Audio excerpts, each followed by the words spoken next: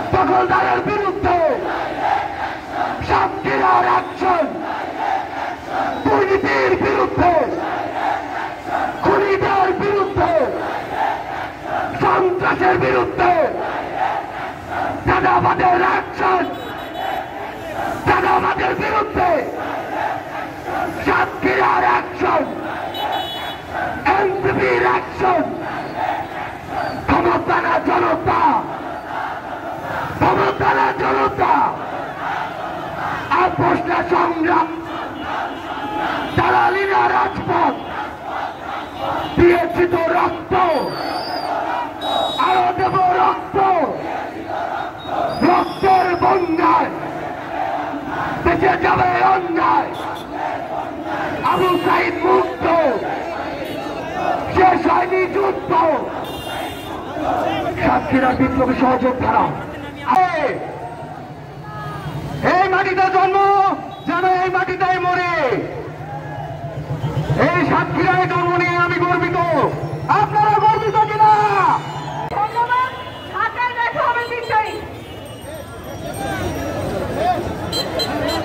বিরুদ্ধে দাঁড়িয়ে যাচ্ছে একটি পক্ষ,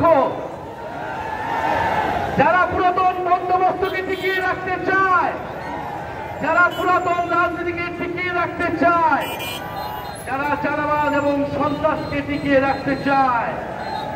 কিন্তু আমরা বলেছি, গণ অভ্যুত্থানের পরে, এত মানুষের জীবন দানের পরে তারা যদি মনে করে তারা আগের পুরাতন রাজনীতি করবে, তাহলে এটা এত সহজ হবে না। গণ অভ্যুত্থানের শক্তি এখনো মাঠে আছে, এখনো তাদের গর্জন রয়েছে। প্রিয় সংগ্রামী বন্ধুগণ, তারা ভেবেছিল 2-3টা আসন দেখিয়ে, ক্ষমতার ভাগ বাটোয়ারার লোভ দেখিয়ে তারা গণ অভ্যুত্থানের শক্তিকে কিনে নিবে। কিন্তু যারা বিপ্লবের শক্তি, যারা মৃত্যুর মুখ থেকে ফিরে এসেছে, তাদেরকে কেনার সাক্ষ্য বাংলাদেশের কোন রাজনৈতিক দলের হয় নাই। বলা হয়েছে দরজা নাকি খোলা আছে।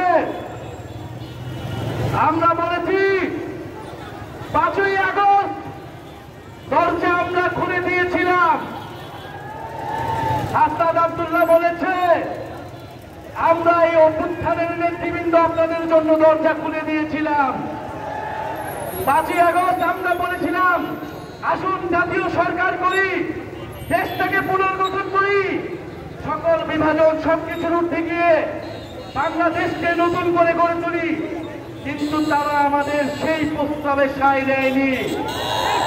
তারা বলেছিল 3 মাসের মধ্যে নির্বাচন দিতে হবে, আবার বলেছে 6 মাসের মধ্যে নির্বাচন দিতে হবে। ক্ষমতার ভাগ বাটোয়ারা ছাড়া দেশ সংস্কারের কোন বিষয়ে তাদের কোন সমর্থন পাওয়া যায়নি। আমরা বলেছিলাম আমরা দেশের ভিতরে সত্য তৈরি করতে চাই না, আমরা ঐক্যবদ্ধভাবে দেশ পুনর্গঠন করতে চাই। আমরা এখনো বলছি নির্বাচনী ভাগ বাটোয়ারা নয়, দেশ সংস্কারে আমাদের দরজা এখনো খোলা আছে। যদি এবার দরজা বন্ধ হয় তাহলে জনগণ আপনাদেরকে আর ক্ষমা করবে না। প্রিয় সাতক্ষীরাবাসী, আপনারা উপকূল অঞ্চলের বাসিন্দা, নানা ঘূর্ণিঝড় প্রতিকূলতা সত্ত্বেও, আপনারা নানা ক্ষতিগ্রস্তের শিকার হওয়া সত্ত্বেও এই দেশকে উপকূলে পাহারা দিয়ে যাচ্ছেন। সাতক্ষীরার শিক্ষার অব্যবস্থাপনা, স্বাস্থ্যের অব্যবস্থাপনা, যাতায়াত ব্যবস্থার অব্যবস্থাপনার কথা আমরা জানি। সাতক্ষীরাবাসী এখনো রেল লাইনের সুযোগ পায় না, এখনো রেল সংযোগ এই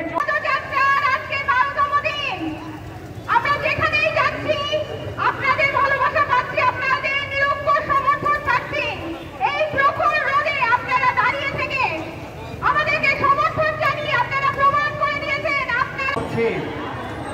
তবু এই কষ্টকে উপেক্ষা করে আপনারা এখানে সমবেত হয়েছেন, তার জন্য আপনাদেরকে জানাই আন্তরিক অভিনন্দন এবং ধন্যবাদ। প্রিয় সাতক্ষীরাবাসী,